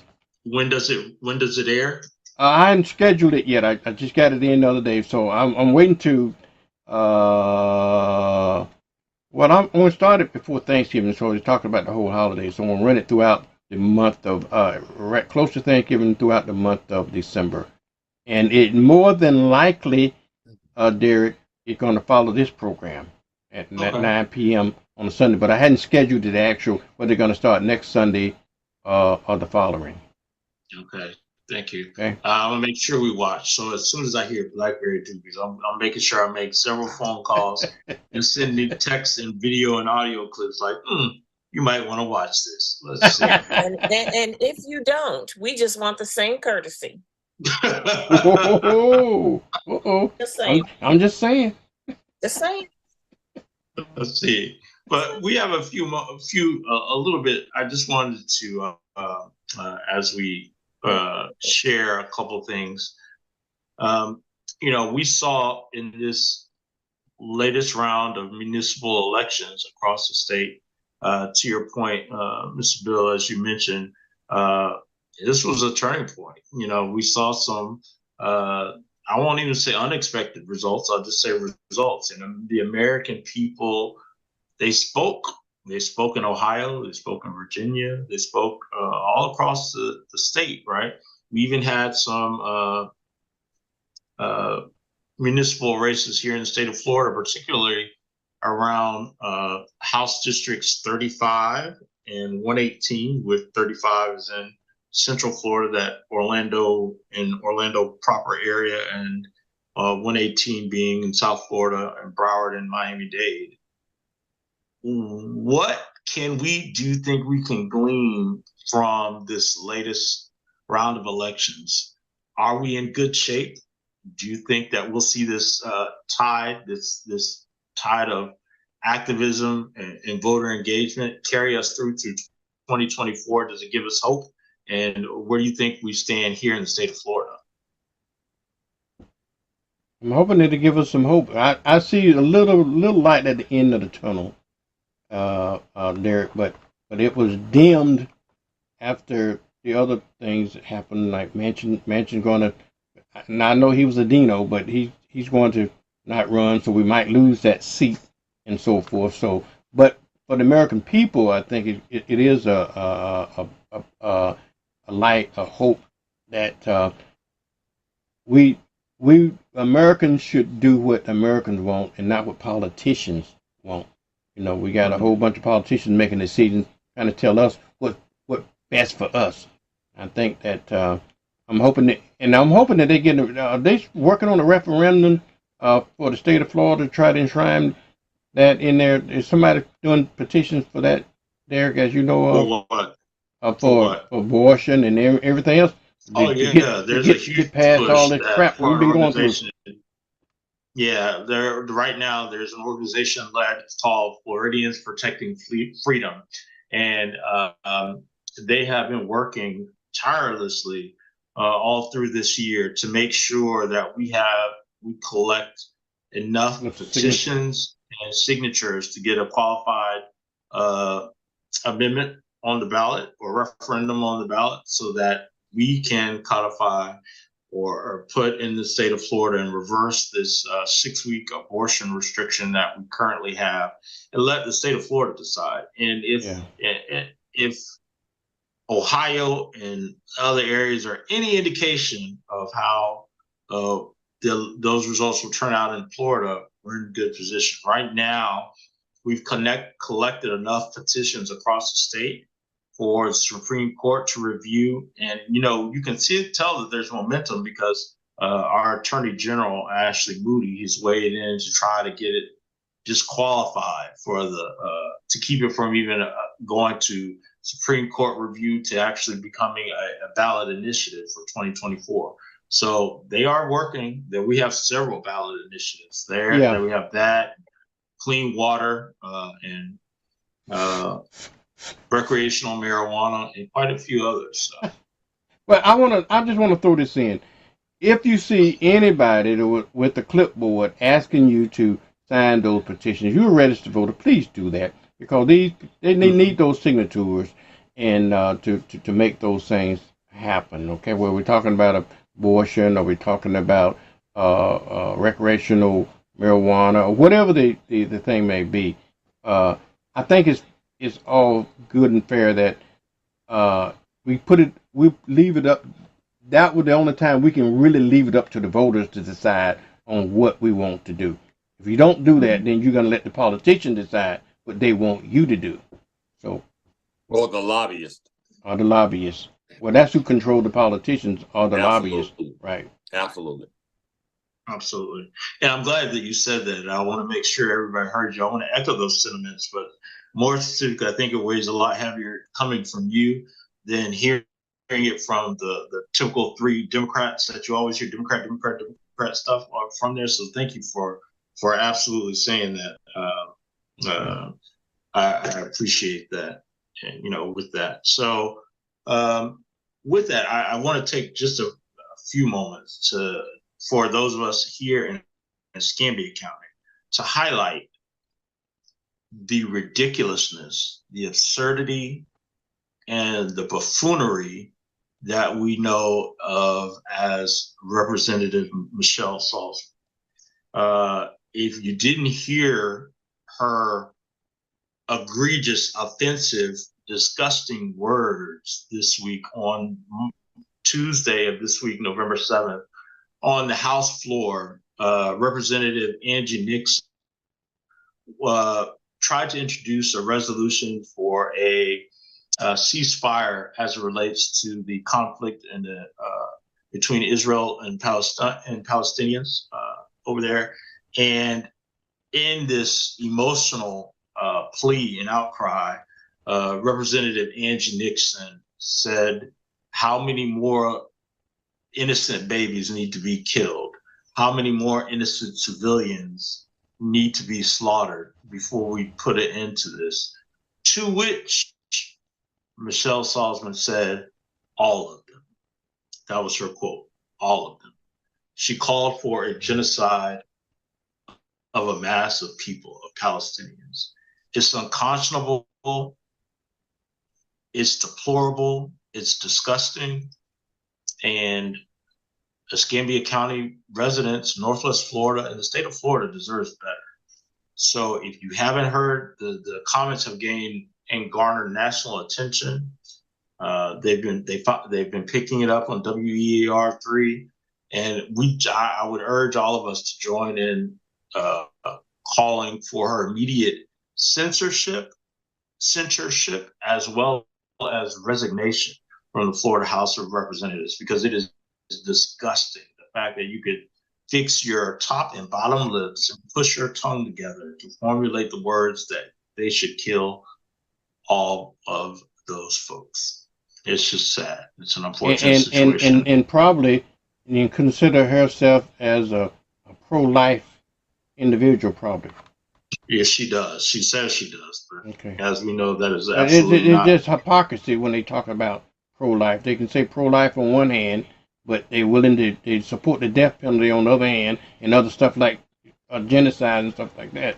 So, that's why I accept the sentiments of Happy Veterans Day, but I don't take much pride anymore in being one, because when you've got people at the highest levels of government that would come out of their mouth with such buffoonery, it's not just the Palestinians, that's how they feel about us. And there's a book out now that I think is going to be released mid-January called Half American. And it talks about the soldiers coming home from the Vietnam War, and especially in Mississippi, where their families were telling them to not wear their uniforms home because they were lynching Black soldiers in their uniforms. I mean, the atrocious acts of this country, not just in, when it comes to the Vietnam War, but the politicians at the highest levels, even here in Florida. That's how they feel, the disrespect for us. Even the fact that we can give $100 billion to another country and we have not gotten our reparations, man. I know that we're being played, and I've lost the respect for the red, white, and blue. Kaepernick was on point. The entire NFL and their SOB mothers per Donald Trump should have sat out or kneeled, should I say, and it would have been game over, and we would have had a movement across the country. But when I served proudly, and I thought that I was ready to die for the United States of America. But I went into the Army directly after high school, and y'all know it was all about pride in the country. But once I started realizing all of what America is, not was, that light just dimmed. I mean, it just dimmed. And Saltzman, we should ask for more than censorship, man. This should be a cry for removal, and all of the cohorts that, it is great. For somebody to come out of what these idiots do not realize is that the Palestinians did not attack Israel. It was Hamas and all of those that they want a jihad, a holy war, but even the politicians just don't get it. Those are God's children, just like the Jews are. Absolutely. Thank you for that. Well, just to close this out, I'm going to ask just a couple things for those unaware. Tomorrow, November 13th, two events. One is at 11. The Florida Democratic Party chair, Nikki Fried, will be doing her Take Back Florida Santa Rosa County visit, and that's going to be at the Tiger Point Community Center at 11 o'clock a.m. If you're unable to make it, at 5 o'clock here in Escambia County, Chair Nikki Fried will be doing her Escambia visit, and that's going to be at the Ella Jordan African American History Museum, which is located at 423 North C Street. We'd love to see you come out and hear what the plan is to take back Florida in 2024, so we can all be happy and prosperous. Mr. Bill, I'm going to ask you to do something we haven't done in a while. Just kind of close us out with your push on how people can support the show and what they need to do to remain loyal supporters. Man, you just broke my heart because Miss Carol was going to give me a new script on that. The Cash App wasn't working, and she was going to give me a whole new script, brother. So I'm just at a loss. I'm sorry, man. Yeah, we'll do it next time. Maybe I'll get with Mr. Jerry and he'll get it written up. But there are different ways. They're not doing the P.O. box that we were telling them about, and the Cash App wasn't working. Okay. Well, I have a quote, and I want to thank Christina for sharing it. I think it's apropos. It's fitting for this evening, so I would like to close us out with it. It says, though the days may be gray, the sun will eventually rise. Keep striving for perfection. Keep your roots grounded. Hold on to the knowledge and the passion of our elders. Always remember the legacy we leave and to reflect the positive legacy and the knowledge given. And to that, again, we'll close out the show to say, rest well, Ms. McIntosh. Sending our prayers to Mr. McIntosh and the rest of the family. We love you. Thank you for joining us today on Our Voices, and we will see you again next week. Have a great evening, everybody. Thanks and take care. Good night, everyone. Good night. Good night.